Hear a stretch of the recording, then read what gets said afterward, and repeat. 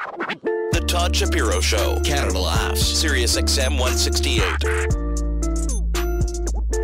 But what's Anthony Diorio's opinion on where the blockchain space is sort of headed within the next few years? What can we expect to see?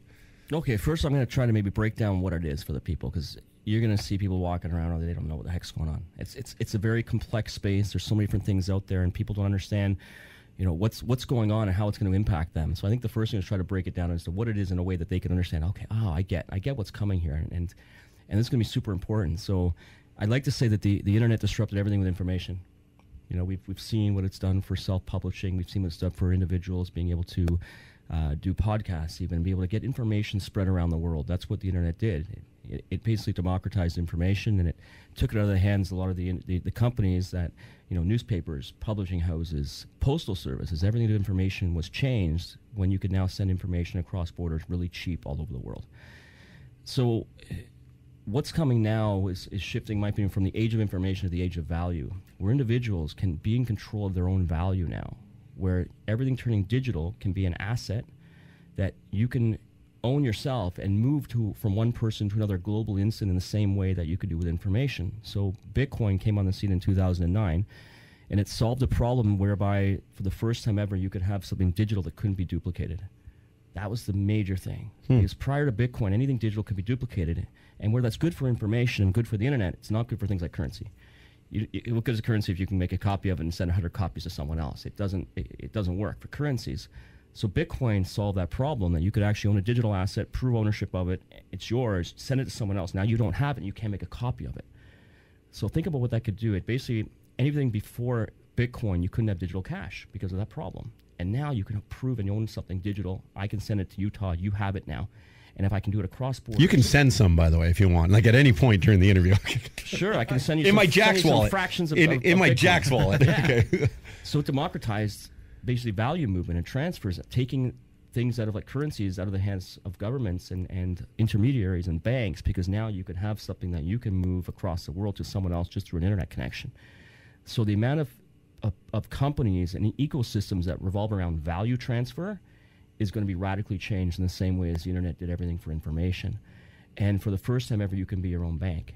You can actually literally have something that no one can take from you. And that's what Bitcoin did, and that's what it came on the scene. And then things have now spread with things like smart contracts, which is what we did with Ethereum, that it's going to impact many other sectors, not just the banking sector or do with finance. It's going to impact law, insurance, because now you can have these things called smart contracts that is self-executing code. That's just a program that, depending what data comes into it, could be weather data, it could be sports scores. It executes and moves stuff around and does stuff, right? So the amount of impact is going to be much more widespread than the internet. So, and the blockchain is just basically the technology that underlies these things, that keeps track of these assets in a way that anybody in the world can see what's going on in the system. Like Bitcoin, anybody can see and track every transaction. It's very transparent. The ledger is like public, right? It's public ledger that if I send you something, Todd, you can, both of us can verify in the public ledger that it was done. There's no disputing. So it provides trust for untrustworthy people. So you don't need to trust me. I can send you something now. You can prove it was sent. I was sent, and you don't need to know me. You don't need to know me. So it's an amazing new technology that's going to be more important than the internet. That's going to disrupt and cause massive amounts of change in every sector out there. And it's going to empower people to be in control of their lives. That's the biggest thing that excites me. Is it's a very empowering technology that says, I don't need a third party to run my money. I don't need a third party to own my identity. I don't need a third party to be in control of my communications. I can now do that. And that's why we build wallets that enable this to actually move and manage these digital assets. That's what I do. And that's the Jaxx wallet you speak of. Yes. Why don't you explain then? And I'll have a few questions after. But while you got the Jaxx and Decentral, tell me what you're doing now with sort of this new company and with Jaxx. Sure. So when I got in the scene in 2012, it was all Bitcoin for me. I got it right away, what was going on. My background is technology. I've been studying economics for a couple of years, wondering what had gone on with the financial crisis, all that crap that happened there, and realizing that this booms and bust cycles is coming from the way that economics is and the governments and how they print money and inflate things. That's the problem. So I was learning of an alternate school of economics called the Austrian school, which is more about limited government involvement. It's more about really creating value. And I heard about Bitcoin at that time, like, holy crap, this is a way now to take that economic thinking match it with my technology background, because I was since 8 building computers. I was on the internet very early on, building websites in the early 90s. I understood, so I put all these things together, plus entrepreneurship, which I've been an entrepreneur for a long time, and I got Bitcoin right away. And I bought my first Bitcoin like under $10 in 2012, and I started building up the communities in Toronto and in Canada, and started building wallets, recognizing that the wallet is the browser for this whole technology. The browser is how you move and manage information. That's what we all use on the internet. The wallet is how you manage and move digital assets, and that's the interface for this whole new revolution that's happening. So started building wallets in 2013. Started Ethereum with a couple colleagues in 2013. That came out of Decentral. So Decentral is a physical location in Toronto. Started in 2013 as a hub to bring together people excited about decentralized technologies, Bitcoin, blockchain. So we brought Ethereum out of there, and after Ethereum, I realized it's not just about Bitcoin and Ethereum. There's going to be thousands of these technologies, and I wanted to build the interface for all of them. Like, you don't want 10 browsers to surf the internet. You need one. You don't want 10 wallets to suffice with what you need. So you want a single interface, and that's what has been my goal. So Decentral is the company. Jaxx is our wallet. We currently support about 70 different cryptocurrencies. And our goal is to be that single interface that everybody uses to manage and move their digital assets. So like a Chrome or a Firefox, or that's what you would be in the cryptocurrency space. Yeah, in the age of information, you're using a browser. In the age of value, you're using a wallet. And our goal is to be the interface, that wallet, that way that empowers people, again, because our wallets don't hold on to anything. You actually do. We don't hold the keys. The keys are held by the user. And these are free wallets to download, right? Free wallets, free service. We don't ever want to hold your money, take responsibility for money. We don't collect user information. That's something we realized a long time ago is a bad thing to do. We're seeing what's going on now with the Facebooks and the Googles and that whole thing going on. Sure, yeah. The Cambridge House and data breach and everything. The best thing to protect your information is never hand it out. So we don't collect any information. We're a free product, free service, and we make money through our partners by providing like integrations inside of the wallet. So if you want to switch between currencies, we've got a partner that helps facilitate that, and we make money from our partners. So don't charge our users anything, don't collect any of their information, give them free services, and make money through partners. That's kind of our monetization strategy. Very exciting. Has the government given you a hard time? No, not at all. In fact, there's... It seems like that's like they view this as a bit large threat. Well, to a degree. So you're not referencing my wallets, really? No, you're just the whole space this whole general. space. But I'm saying you're saying like we don't collect information, kind of. So it's always a double-sided sword with everything. Is governments are starting to see that there's the problems that you have with collecting user information. That's what all the things that Facebook's going through right now is people want to know. Wait a second, I'm giving you my information. What are you doing with it? Okay, so that people should be in more control of their information. That's why we've had the new regulations in the UK that have come out saying, hey, you should be able to remove your information and stuff. So on the other end, they want information, the governments, because if something happens or goes bad, they want to know who did it. Yeah, they want to track you. Yeah. So you're in this, but everything is a two-edged. Everything's got a double side to things. So on one side, they think you should be more in control of your information. On the other side, they want that information. So it's kind of both things coming together, but right now it's mostly education. They're trying to grapple these technologies. They're trying to learn what's going on, how it's going to impact their countries, how it's going to benefit their people. And they've got to be cautious, again, with a double-edged sword of restrict is going to cause problems for your country, let it free flow. It's going to create a lot more growth, new jobs, new sectors, just like we saw with the internet. The same thing's going to happen with this. But they want to be cognizant of the negative elements as well. They're going to come from this. So it's just like everything with the internet. What's it good for? It's only good for porn. It's only good for gambling. This is initially, people there's no use for this internet. This was what a lot of them were saying way back in the day. It's the same thing now.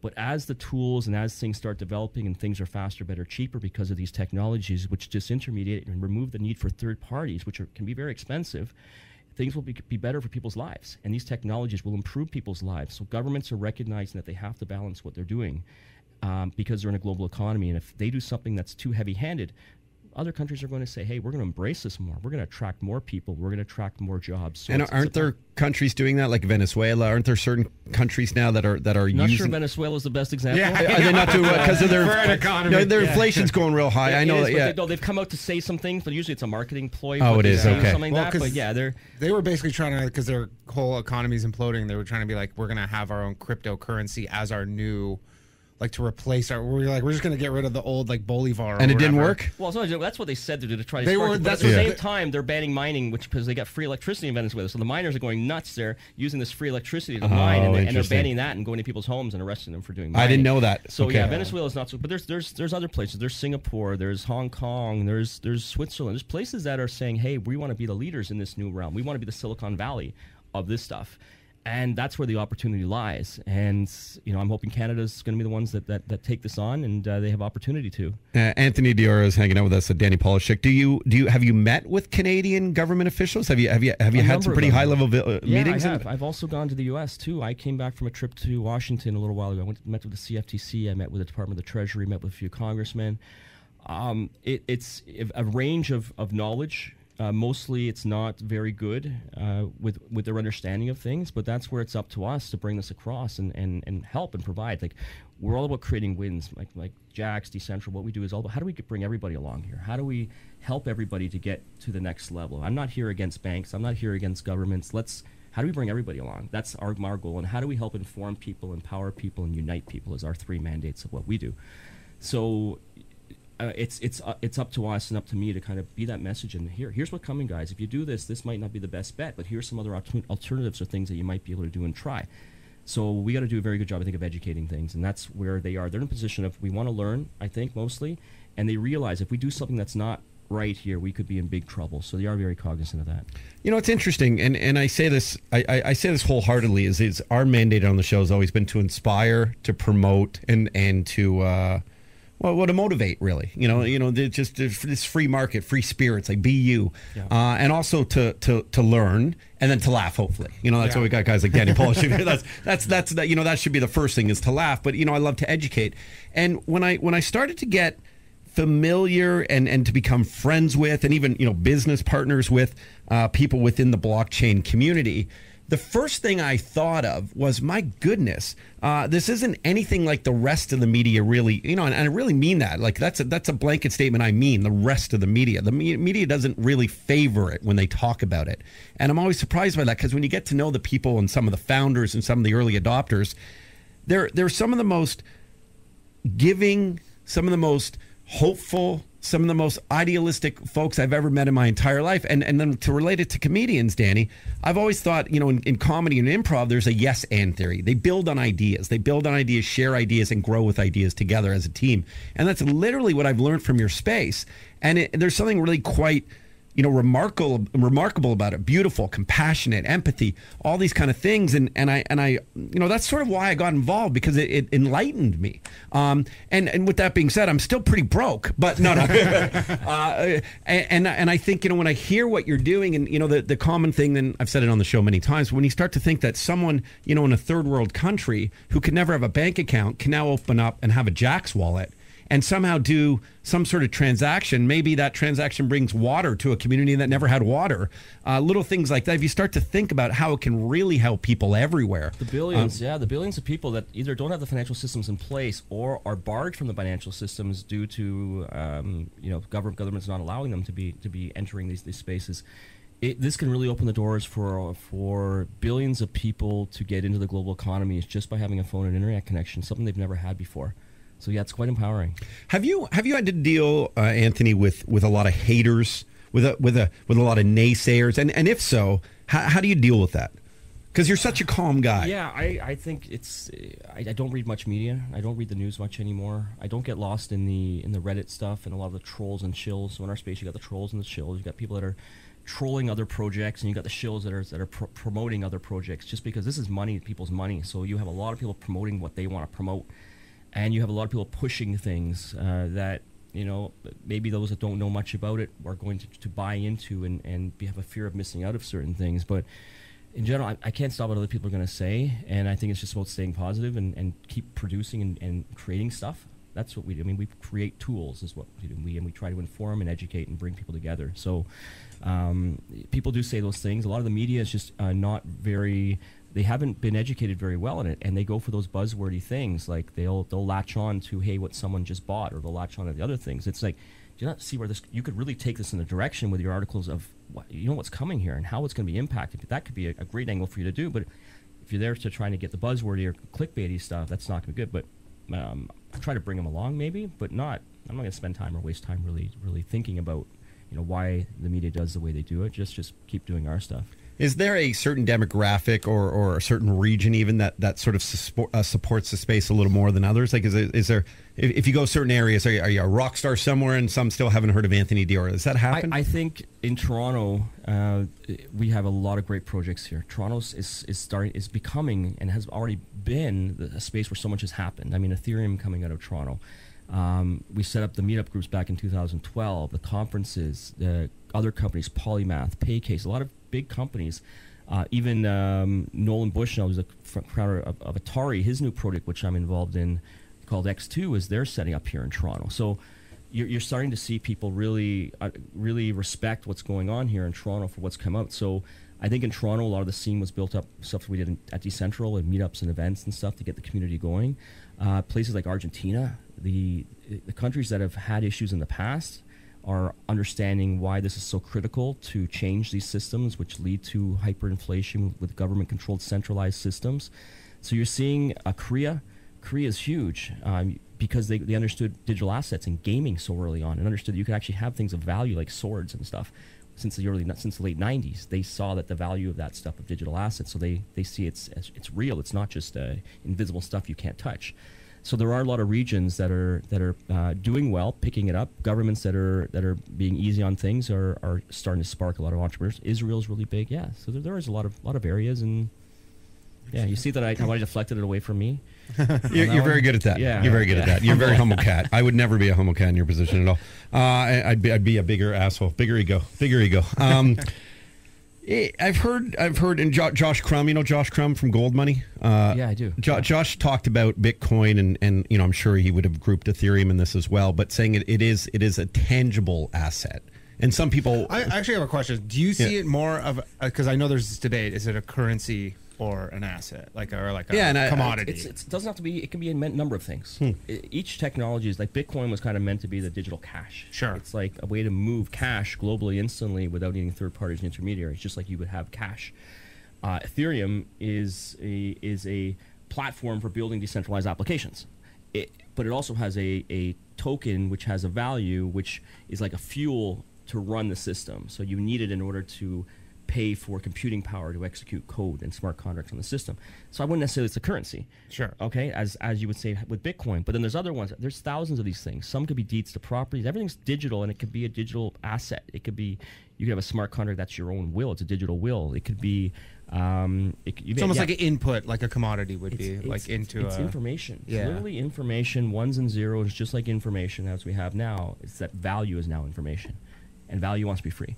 It doesn't want to be restricted within borders, just like information. And that's where governments eventually are going to realize 10 years from now, holy crap, we tried to restrict value within our borders, which is what governments try to do. They try to constrict stuff, and that creates friction. Because value, dollars want to be exchanged and moved, but there's so much friction involved with it, and so many people need to be paid to do this. So with these systems, it removes all that friction. So I think in the future, there's going to be that massive paradigm shift towards, wow, let's let value flow freely around the world. And that's what this will lead to. I'll tell you a very truthful story. Kevin Hobbs, who you know, transferred money to a buddy of mine who were doing a film, and I invested in a film.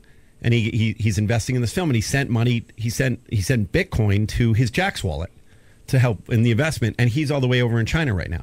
And that transaction got, I hope I can say that out loud. I don't know, but it's amazing to just watch that happen. He wanted to invest in the film. He read the script. He liked it. He was away right now, and think how easy that could be done. It's amazing that people would ever want to limit themselves. Meanwhile, we're up doing some work up north. I'm trying to do some Interact transfers. I'm capped out at $3K a day. I gotta you gotta send like a wire transfer. And then they charge you fees for that. So all of it just makes so much sense. Why is it, Anthony, that you think so many people are still having so much of a difficulty wrapping their heads around this? In the first world countries and what we have, the financial systems are not that bad. You can pretty much do what you need to do with these things. Yes, you said there's limits on things, but what happens if you by mistake sent funds or a wire? You can take that back. With something like Bitcoin, you can't. Now, that's a feature, but it's also an issue that people have to understand. He is coming in to make sure he gets it out of his Jaxx wallet to ask you personally. So it's just, people now are using this as an investment vehicle. That's what most is going on right now, is they're seeing this as an opportunity to make some quick money because they're seeing other people do it. And there's a fear of missing out of this new tech. This is the .com bubble all over again, is what's happening. And it's going to blow up. And it's more people involved because it's democratized venture capital that anybody can now put money into a project. But is there real value coming out of a lot of these projects? I'd say not, and not yet. So we're going to see the same type of situation with websites back in the day, that anything that mentioned the internet, boom, was making money. Pets.com. Pets.com is the example everybody goes to. Yeah. So like that. But that's what we're seeing now. 99% of the stuff out there is not going to really create that value. So right now, for the average person, they can send their money, they can pay things with their credit cards. It's pretty good here. But think about the other regions. That's where the most important stuff, and they'll grasp that and understand that in the areas where they don't have those systems. So right now, there's not much value to it here for the average person, except if you can invest in something you know is going to do really well, and that's it. But aside from that, there's still pros and cons for both systems, traditional and these new systems. So, I mean, I got to be honest, from anyone I've ever talked to, that seems like the most rational and grounded answer. It's not like it's not like promoting, get in, you know. No, not at all. People are hearing all that, and you're saying in such a calm approach. Then, with that being said, were you a bit sort of discouraged then to see that big peak around last Christmas when, Ethereum's going through the moon? Were you worried for people a little bit? No, or not at all. I've seen this year after year, these ups and downs, they happen. It's going to happen. That's just the way things go. And I'm more interested in the utility of these things down the road and the way it's going to change and improve people's lives. That's the big thing. The price of the stuff is just, it's you can't follow that stuff on a day-to-day basis. Or at least I don't. Yeah. And it's also about mentioning about, I'm not a big fan of telling people what to do. And to say to someone, go do this or go buy this, do I want that responsibility? So make your own decisions, do your own research, learn about it. And if you don't understand what's going on, can you really invest in something with that? So I suggest people inform themselves, make their own decisions, and then if they lose out, blame themselves. Don't go looking for government to bail you out. It's interesting. Obviously, I work with a company like Coinberry. You know the guys at Coinberry. And I'll tell people, I go, do your due diligence. Don't just go and buy Bitcoin and Ethereum just because that's what they have there. But, you might want to learn the technology behind it. Just so if it's 50, the example Blau's heard me say it 10,000 times, but maybe don't go out for a sushi dinner tonight. Maybe just take that 50 or 70 bucks. And, it's not going to make or break you the rest of your life. But I think understanding the technology is something that I believe is important, because I believe it's something that's going to be practical in everybody's lives at some point. So you might as well kind of have that early lesson in it, and you can teach yourself. Yeah. Does that sound fair? No, I think that's it. I mean, think about people in the early 90s that really saw what the internet was going to do and the opportunity you have to be to be ahead of the curve, no matter what sector you're in. I mean, with what you guys are doing, there's probably opportunities in the blockchain space to be able to utilize some things in what you do. Well, I think for intellectual property, for sure. Well, I actually changed my middle name to Blockchain for comedy purposes. My booking rate actually increased 3,000% overnight. That'll do it. You in Long Island, I see. Yeah. Yeah, that's the best with Kodak. Kodak was like on their basically their death rattle, and then they were like, we're coming out with Kodak coin, and their stock doubled in a day. That's what happens with that, and that's unfortunate, but that's what's been happening. People are just on that, want to ride that wave. Yeah. So back to Jaxx. This is just a good way. It's a great analogy. It is what it is. A browser essentially for your currencies, right? It's not just your currencies. It's your digital life. Your digital life. You get when you set up Jaxx, you get a key. You get 12 words, which basically becomes the key to your digital life. Those 12 words allow you to derive keys to any technology, Bitcoin, Ethereum, Litecoin. That single 12 words, you can get your keys to all these different currencies, identity systems, messaging systems, everything from that 12 words. So it's not just about money. It's about literally, as everything turns digital, your deed to your properties eventually can be on your keys. Your wills can be attached to them. So as everything is turned digital, it's going to be in your own control, and you're fully empowered to be in control of that. So we're empowering people with the tools to be in control of their lives is what Jaxx's purpose is. Digital safety deposit box. That's right. Kind of. Yeah. Well, that's super exciting. And now you getting a lot of people going to Jaxx now? We've got about 1 million monthly active users. Just 1 million right now. But it's also, we just launched our new product called Jaxx Liberty. Let's hear about that. So Jaxx Liberty is the Jaxx launched in 2016. It was a wallet. But the vision is always not just to be a wallet, it's to be your explorer. So with it, you can track transactions, your news, your charts, your portfolio, to see how many assets you have of everything. So we put together an entire package of basically everything you need in the blockchain space in one app. an integration place where we can integrate partners like Coinbase, BitPay. All these blockchain companies are going to have integrations inside of Jaxx, just like you would have extensions with your Chrome browser, same type of thing. So Liberty is our next evolution of the product, which is the full interface of everything you might need in the blockchain space in one place. And we figured out how to create wins for everybody, for our users, our partners, projects. Everybody has a value and wants to be inside of Jaxx, and that's how you can succeed by not having competitors, because if you can bring everybody along and create wins for everybody, no matter what they're in, if you can say, I can provide value to you, then it gets everyone on board with what you're doing, and that's what we've been able to accomplish. I always do theater of the mind here, and I'm picturing like going into sort of an alternate universe essentially within Liberty, like within Jaxx Liberty. Where do you have like a social media aspect? The Central City. Well, there it is. That was the video. That's probably why it was subliminal. The video I saw. A gamified world we've created where you can level up and get experience points, and it's literally a 3D virtual world of the Central City we've created with all our partners having buildings and things in there. So that's going to be, we've actually put it into a gaming engine. You can actually now run around the Central City with a gun. Wow. So that's going to be clues to unlock words, that unlock wallets. We're creating this whole universe. That we're tying this all in together. So is that like a web-based game, or is that so like mobile? Right now we've designed it. It's not a web-based game yet. But we've literally got to the point where my penguin is like running around beside me there and the things, and we can go into the buildings and stuff like that. So eventually it's going to be a place that we can bring inside and outside things. What I mean is digital and the real world. So our new office space is going to have like hologram receptionists.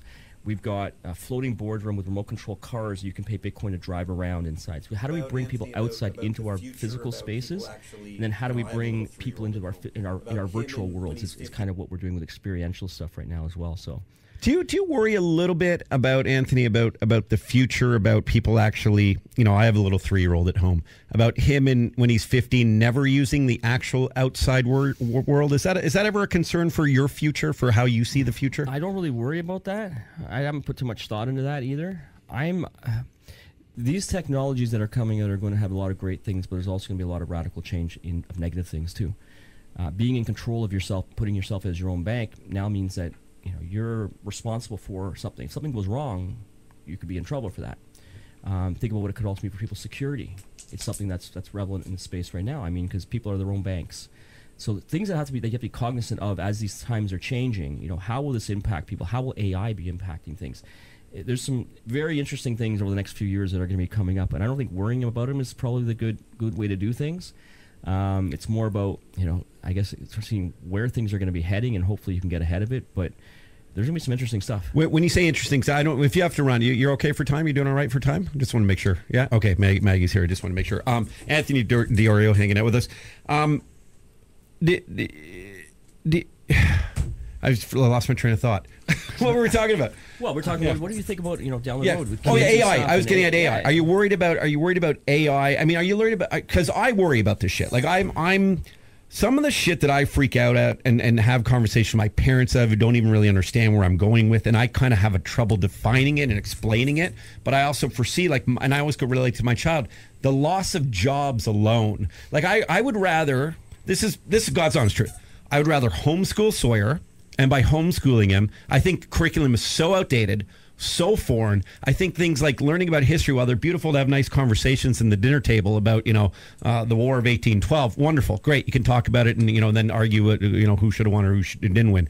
But I want to learn. I want to teach him coding. I want to teach him essentially, give him the step. Instead of learning French, let's learn about technology. And I think schools are behind that. I really do. And I ask teachers public schools for sure. Public schools we've talked about this on the show before. Oh yeah. Well, I mean, there are private schools where definitely you could be like, instead of learning Spanish, I want them to learn how to code. And do you think that would be an asset to stay ahead of this curve? I see like coders are the creators, and now that you can create smart contracts which can replace the need for an insurance contract, or you can replace the need for a lawyer to do a legal will potentially in the future, these are going to be developers that are creating this stuff that are going to be the people that are going to be creating that change in those different sectors. So yeah, I mean, coding and development, that's going to be huge and become more and more important down the road.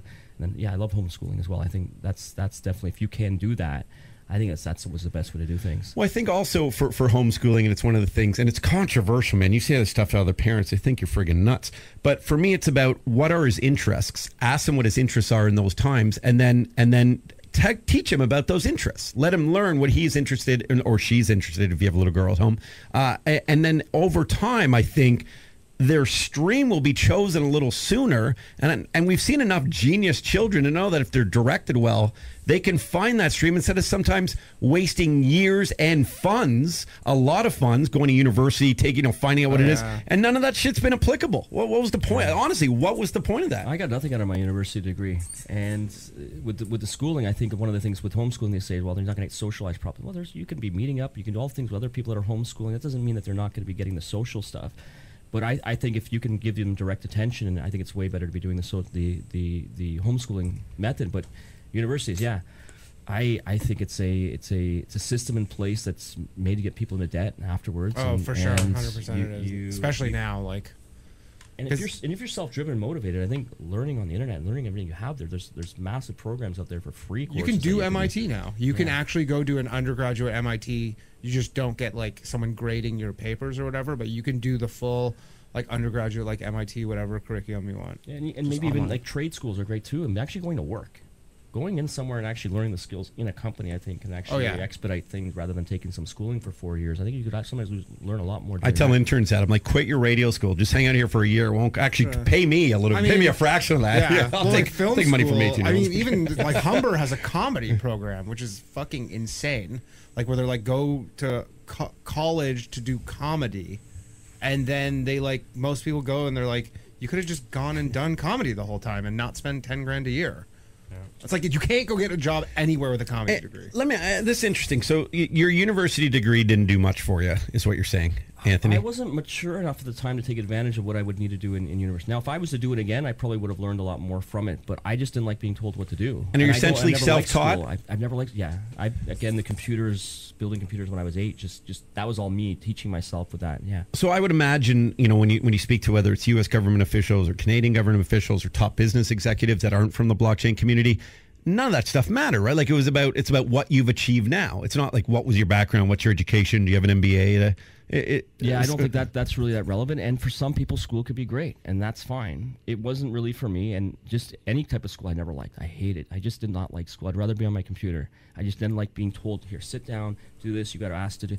Just seems more like an army kind of thing for me. I never liked that. Is it tough to have a big brain? Like, is it tough socially? Is it tough? Is it just you being a good guy? But is it tough? I don't think I have a big brain. You have a big brain, bro. I'm not a dev. I like to solve problems. That's the fun thing. So I'm not a big fan of. I don't do well at math. I just like to look at a problem and go, that can be better, or see a situation and go question why with everything.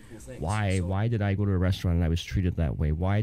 Can it be a better experience? How do we create amazing, mind-blowing experiences for people? And that comes with solving problems, creating value, and doing cool things. So I don't think it's about having a big brain. I think it's just being able to follow and learn how to identify things that need to be solved, and then just put my mind to solving problems. As beautiful as Jaxx Liberty is, do you see that happening with the real world, which is being decentral, being united, connecting, helping out the poor, being more altruistic? Can you envision a world like that one day? Yeah, I honestly, think so. I think that the binary mentality that's very prevalent in many different ecosystems, from politics to and everything. It's this us versus them mentalities, and I don't think it makes sense. And if you can figure out ways to create wins for everybody and bring everybody along, there's no fighting. There's no.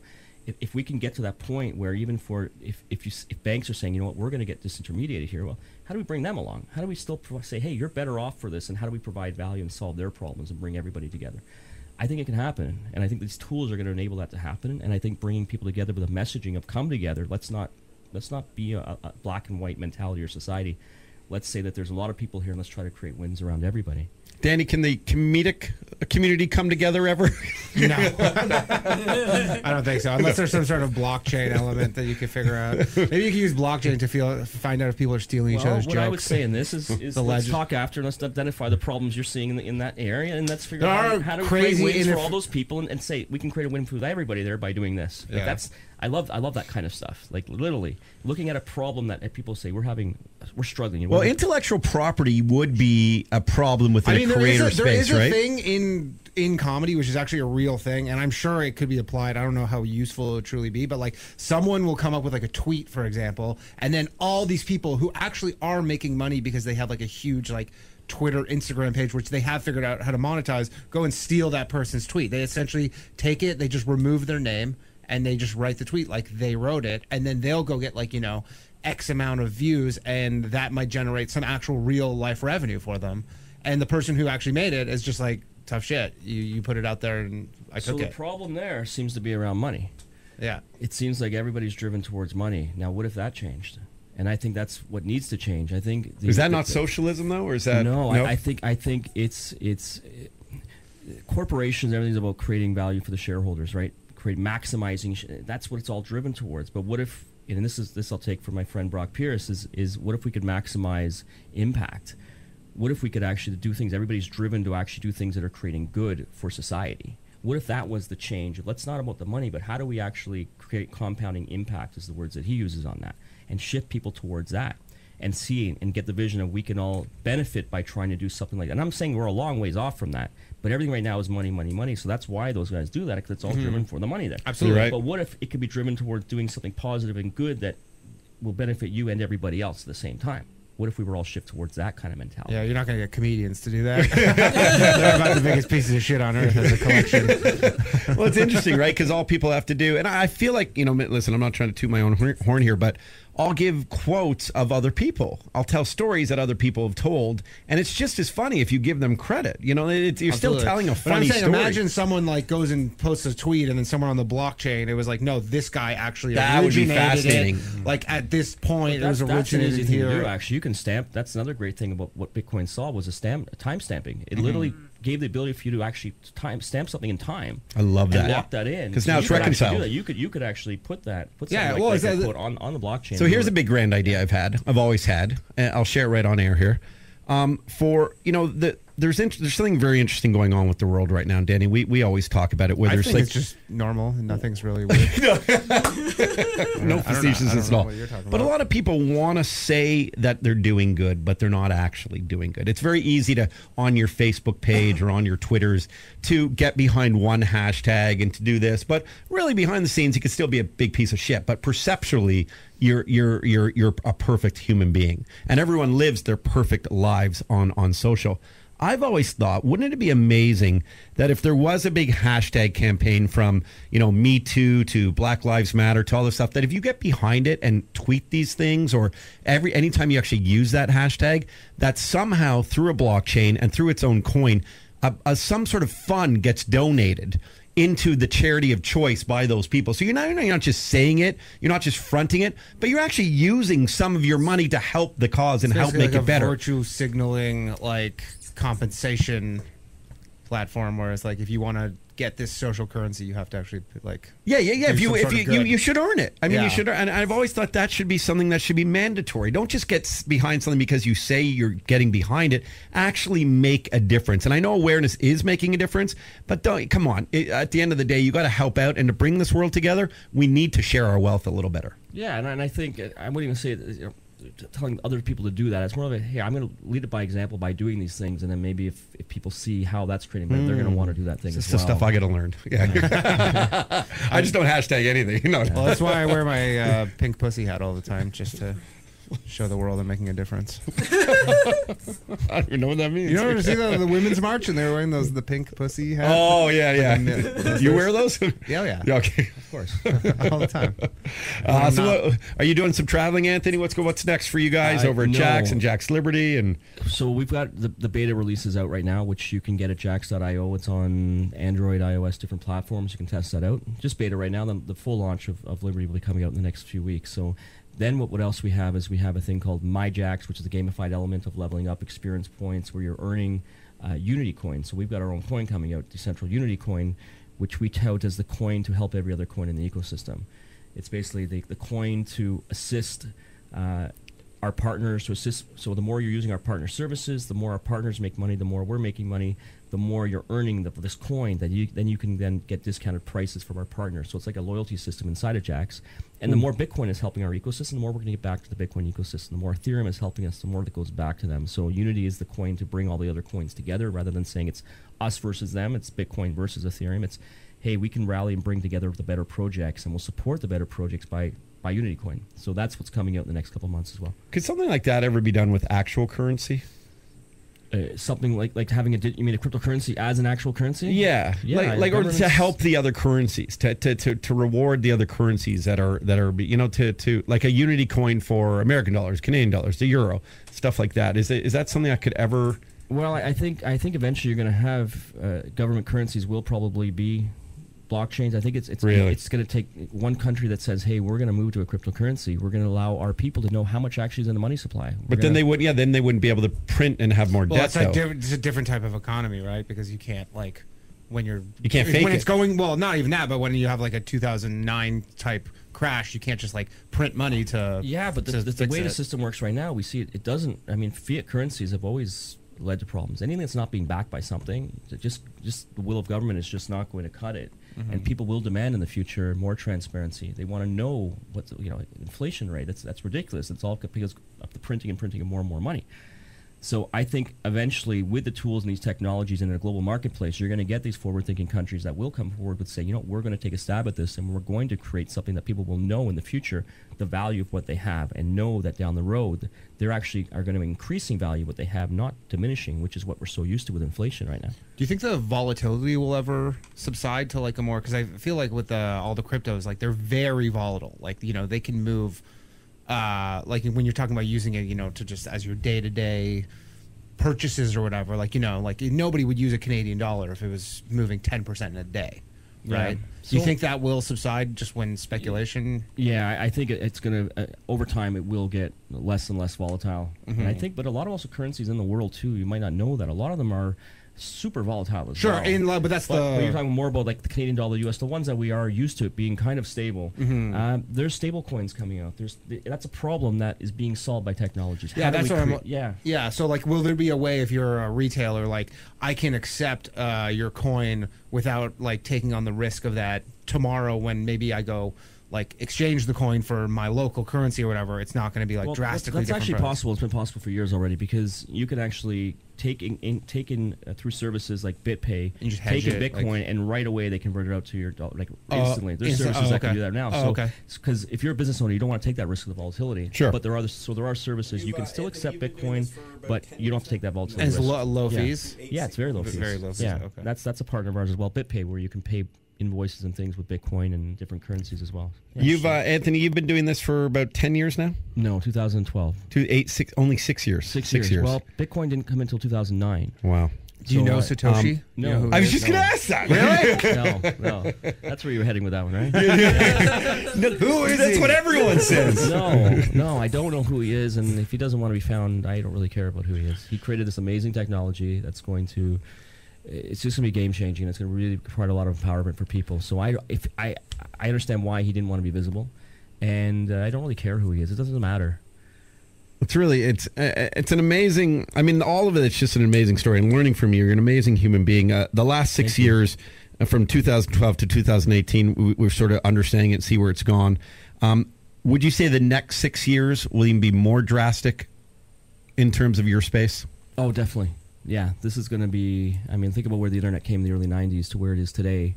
I went through its ups and downs. The non-value added people got washed aside in the late 1990s, early 2000s in the dot-com bubble. The same thing's going to happen here, but the true value, the way it's going to really help people's lives with the things that are going to emerge, and we've seen it with the Amazons, we've seen it with other companies that over time, if you're creating value and really improving people's lives, that's how you're going to succeed and do well. And that's what this is going to spur. And this is like the hottest thing that's going on right now. You're seeing people leaving a lot of places like the banks, or leaving consulting big companies to start getting into this space, and it's hot, and it'll just be continuously rising. Not necessarily the prices, but the value and the things that'll come out of this because of these technologies.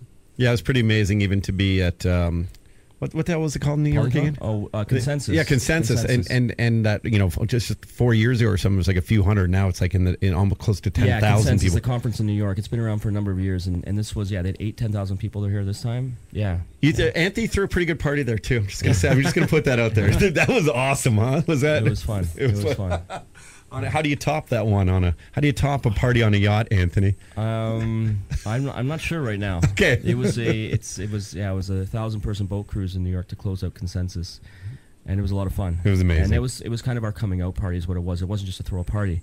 We've been working on Decentral Project for a number of years, and that was our announcement of here's what we're doing. We had some good videos to showcase why we're doing what we're doing, how we're here to empower people, how we're here to unite people, and how we're here to let technology be the way that you can trust rather than relying on these third parties that we've been so used to having to trust, and we don't need to do it anymore because of these technologies, and that's a big change. How do you remain so humble? You know, I'm serious because I look at people.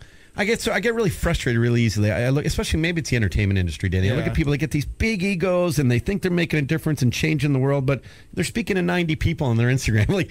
And it aggravates me because I want everyone to grow together. I want this community feel. And I look at a guy like you that is making this change, has 1 million users now on Jaxx, and that's growing on Jaxx Liberty soon. How do you remain humble? Do people ask you this? Actually, in the video that we put out, we call it a humble audacity. Is what they actually reference in the video. It's we're here to do stuff and create value and to execute on things, and that's the important thing. It's not about pumping up stuff or doing it. It's about, hey, let's do things, and if people see how we're doing this, maybe they're going to come along to the same type of thing. We have principles. We don't ever want to be in control or have access to people's money. So we had to figure out how to create wallets that don't hold on to people's money while the users do that. We don't take outside capital because then I'm under somebody's thumb. So we figured out ways to create value and create profits without having to take any VC or anybody else's money. We're self-funded in that sense.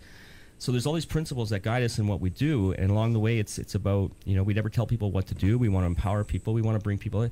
That just seems like a good way to do things. And if you can do it in that way, people can think outside the box, because generally the ways of making money is to provide a service for other people, and it's usually about how do you kind of stand between two people to extract something from them. It's like, I think there's better ways to do things, and that enables us to be very fast and execute, not taking people's money, being able to not have to be under control of thinking about raising money and being under control of investors and things like that, and saying we'll never do an ICO. We're not going to put something out there and collect people's money in order to do. There's better ways of doing it. So I think it's a matter of doing it the way we do it to show people that there's alternative ways to think outside the box, and that not telling them what to do, but maybe with seeing what we're doing, it's going to be beneficial to them. Lastly, Maggie's here, your wonderful girlfriend and supporter, and works so hard with you with the company. Can you guys break up so I can date Anthony? Like he's such you are so inspirational.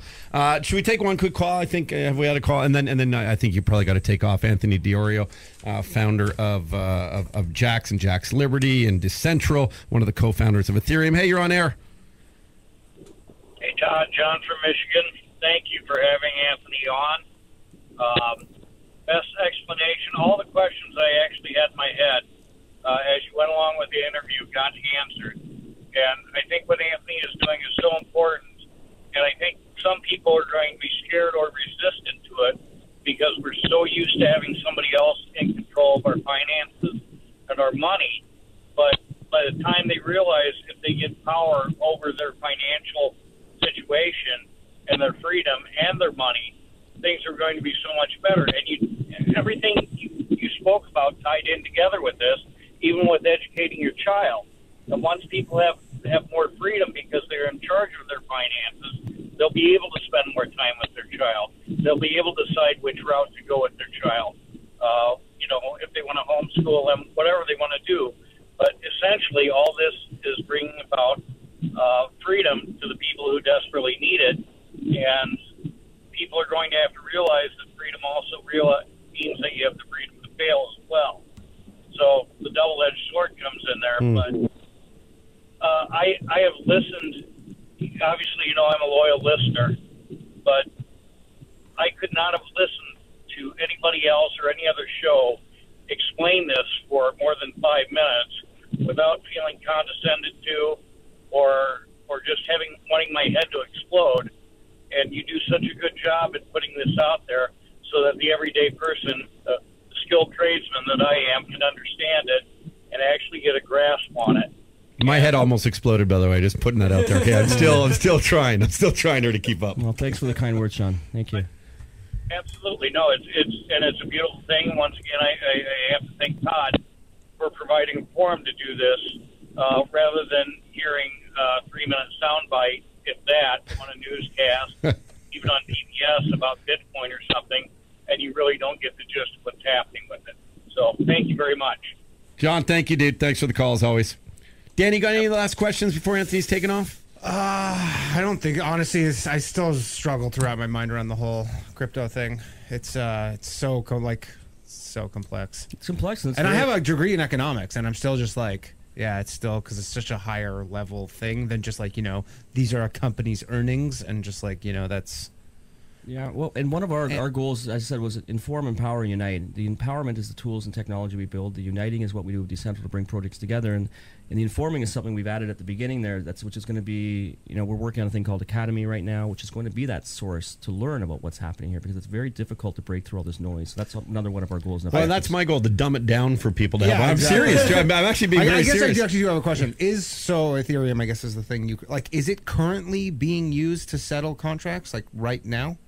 Yeah, it is. I mean, it's not being used in legal forms of things like that right now, but people can definitely use it for... Like someone can use, like if you own a token, you can use it, or you can use it and then like you pay... I said that, yeah. Yeah, it's definitely being used to for individuals that can come together, actually smart contracts to actually facilitate the distribution of assets. But whether or not legally it's going to actually be recognized, like if you had a will right now that would distribute assets based on information coming in that you passed away, is that really going to stand up in court? Probably not. And do you need the government to basically step in to allow that to... It would right now, because they wouldn't probably use it as a basis to actually settle things out right now. But eventually it will. Yeah, that's a better way to do things. So. Makes sense. Anthony Iorio, thank you very much. Thanks to you and your entire team. Everyone, please go and follow him if you'd like. It's at Iorio Anthony. And Jaxx, by the way, is with 2 XX. It's not CKS, in case people are confused. And decentral.ca is where you can find out all the information. Go get a Jaxx wallet and look out for Jaxx Liberty. Get connected in a beautiful space. Dude, we really appreciate your time. Thanks, my man. The Todd Shapiro Show. Canada Laughs. SiriusXM 168.